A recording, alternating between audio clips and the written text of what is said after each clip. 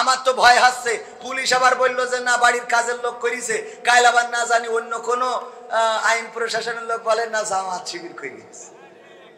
কথা কয় না, কারণ এখনো তো এই বুলি মুখস্থ আছে না নাই, জামাত শিবির করেছে।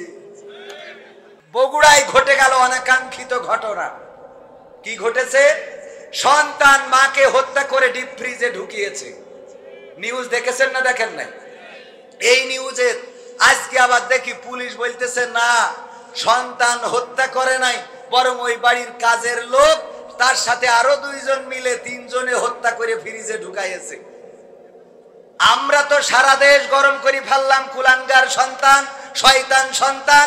এই সন্তান জাহান্নামের তিনতলায় থাকবে, এর জন্য জান্নাত না, এর যেন ধ্বংস হয়, এর যেন ফাঁসি হয়। সারা দেশ গরম করে ফেলালাম, আজকে টেলিভিশনে বলছে না ও বেকসুর খালাস। এখন তো উরা আমাকে ফাটাই ফেলবে। কথা কয় না। অবস্থা কেন এমন হচ্ছে বুঝতে পারছি না। বগুড়ার দুপচাচিয়ায় মাকে হত্যা করে ফ্রিজে ভরে রেখেছে, ডিপ ফ্রিজে। অমনি রাতারাতি তদন্ত না করে আমার র্যাব ভাইয়েরা বলি দিলে যে হত্যা করেছে সন্তান, প্রেমিকার জন্য থ্রি পিস কিনবে লাইলাতুল ফেব্রুয়ারিতে, টাকা দিনি, এই কারণে উনি মার হত্যা করেছে। মাদকাসক্ত ছেলে, মাদ্রাসার নামেও একটা রিপোর্ট তৈরি করে দিলে সে মাদ্রাসার ছাত্র। বলেন ঠিক না বে ঠিক? তাড়াতাড়ি করে র্যাবে ব্রিফিং দিলে, হঠাৎ করে পুলিশ আজকে বলছে না ওটা ভুল হয়েছে, ওটা ভুল হয়েছে। সঠিক কোনটা? সঠিক হলো বাড়ির কাজের লোক হত্যা করেছে। এখন অবস্থায় এমন যে তাড়াতাড়ি করতে যেয়ে সায়া গলায় পড়ায় বসে থাকছে। কথা কি বোঝা গেছে?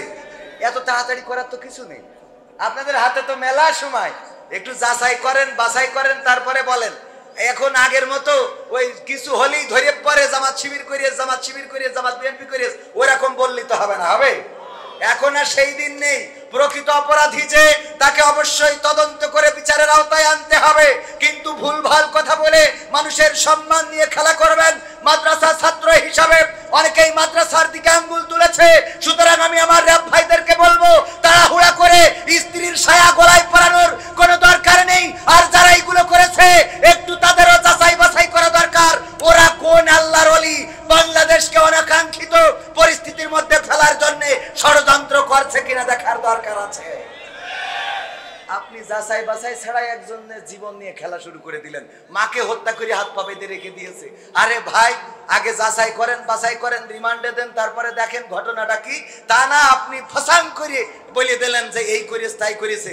আমার তো ভয় হচ্ছে, পুলিশ আবার বললো যে না বাড়ির কাজের লোক করেছে, কাল আবার না জানি অন্য কোনো আইন প্রশাসনের লোক বলে না জামাত শিবির করেছে। কথা কয় না, কারণ এখনো তো এই বুলি মুখস্থ আছে না নাই, জামাত শিবির করেছে। বলার লোক আছে না নাই? আল্লাহ হেদায়েত নসিব করে দিন, বলেন আমিন। ভাইরা আমার, আবার ষড়যন্ত্র হচ্ছে উপদেষ্টাদের নিয়ে। বশির সাহেব কেন উপদেষ্টা? আকিজ পরিবারের সন্তান। বাবারে তারা 10 ভাই, এক ভাই আওয়ামী লীগের এমপি হয়েছে, এটা ঠিক আছে, বাকি 9 জন তো জামাত ইসলামের এমপি হতে পারে। এরা পারে না? পারে না? এক ভাই আওয়ামী লীগ করে বলি সব ভাই আওয়ামী লীগ করে? আর এগুলো আমাদের এই যে এইগুলো কিন্তু ওরা কাটি মারতেছে, এটা বুঝতে হবে। বললো কাটি কইতেছে, বুঝতে হবে। ষড়যন্ত্রে পা দেয়া যাবে না, মনে থাকবে। দেশটাকে স্থিতিশীল করতে হবে। দেশের উন্নয়নে ভূমিকা রাখার জন্য আমাদেরও একটু মস্তিষ্ক ঠান্ডা করতে হবে। আইন প্রশাসনে যারা আছে তাদেরও ভেবে চিন্তে চলতে হবে।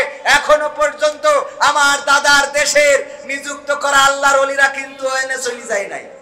অনেকেই ভয়ে কাজে ঢুকিনি, এটা ঠিক।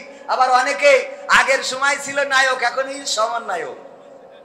এখন কি কয় আমি নির্যাতিত ছিলাম, আমাদের প্রায় থানায় ডেকে হুমকি দিত যে ভাই এইটা এরকম করে বললেন কেন? আপনি বললো কোন দিন বাটাম খাবেন। এখন বলছে আমি নির্যাতিত ছিলাম।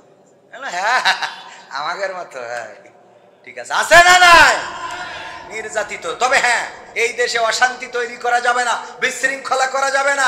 যারা 15টা বছর ক্ষমতার চেয়ার ধরেছিলেন তারা 15টা মাসও সহ্য হচ্ছে না, রাস্তায় দাঁড়াতে হচ্ছে। কেন? এত খাওয়া খাইছেন, এত ক্ষুধা লেগে গেছে 3 মাসের মধ্যে। কথা কয় না। কথা বলে না।